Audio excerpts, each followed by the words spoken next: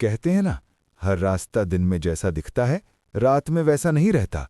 कुछ रास्ते ऐसे होते हैं जहां सूरज ढलते ही सिर्फ इंसान नहीं चलते, बल्कि भटकी हुई आत्माएं भी जाग जाती हैं।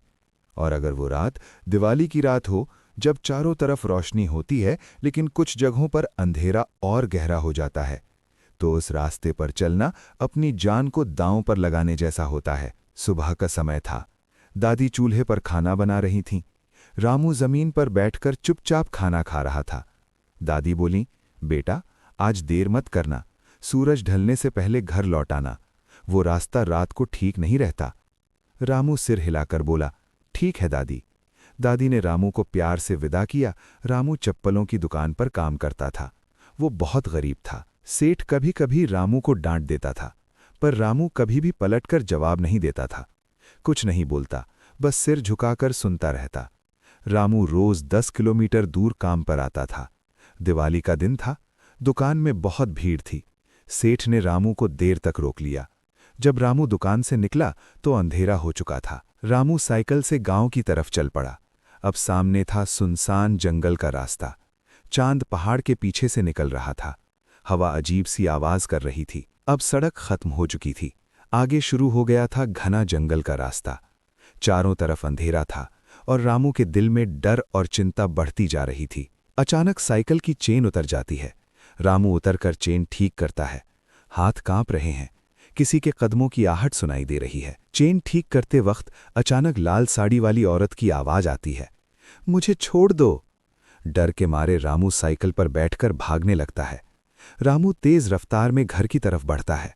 बस किसी तरह घर पहुंचना चाहता है। रामू तेज रफ्तार से साइकिल चला रहा था। तभी थोड़ी दूर जाने पर रामू की साइकिल फिर रुक जाती है। तभी पीछे से लाल साड़ी वाली औरत उसके कंधे पर हाथ रखती है।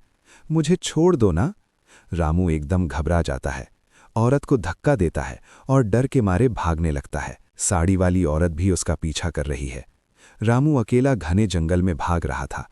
पीछे काली परछाई उसका पीछा कर रही थी। तभी अचानक उसे एक मंदिर दिखाई देता है। रामू मंदिर में घुस जाता है, लेकिन लाल साड़ी वाली औरत अंदर नहीं आ पाती। वो बाहर खड़ी चिल्लाती है, मुझे मेरा पति चाहिए, मुझे मेरा पति चाहिए। डर के मारे रामू मंदिर के अंदर बेहोश हो जाता है। सुबह की रोशनी में उसकी आंखें खुलती हैं। पास पंडित जी खड़े होते हैं। बेटा, क्या हुआ? रामू घबरा कर कहता है, कुछ नहीं हुआ, बस मुझे घर जाना है। पंडित जी उसे देखते रहते हैं और रामू चुपचाप मंदिर से बाहर निकल जाता है। घर पहुंचते ही रामू अपनी दादी से गले मिल जाता है। दोनों रोने लगते हैं। दादी रात से उसका इंतजार कर रही थीं। रामू धीरे धीरे सारी रात की कहानी दादी को बताने लगता है। तब दादी ने रास्ते की कहानी सुनाई। दादी ने रामू को बताया, बहुत साल पहले एक पति पत्नी स्टेशन से अपने घर लौट रहे थे। तभी पीछे से एक तेज रफ्तार कार आई और उन्हें टक्कर मार दी। दोनों हवा में उछलकर नीचे गिर गए और मौके पर ही उनकी मौत हो गई। लेकिन पत्नी की आत्मा आज भी उस रास्ते पर भटकती है। वो अपने पति को मारने वाले को रात के समय देख लेती है और उसे खत्म कर देती है। जो भी आदमी उस रास्ते से निकलता है उसकी नज़रों से बच नहीं पाता। दादी रामू को गले लगाकर हिम्मत देती हैं, बेटा, भगवान की दया से तुम बच गए, अब डरो मत।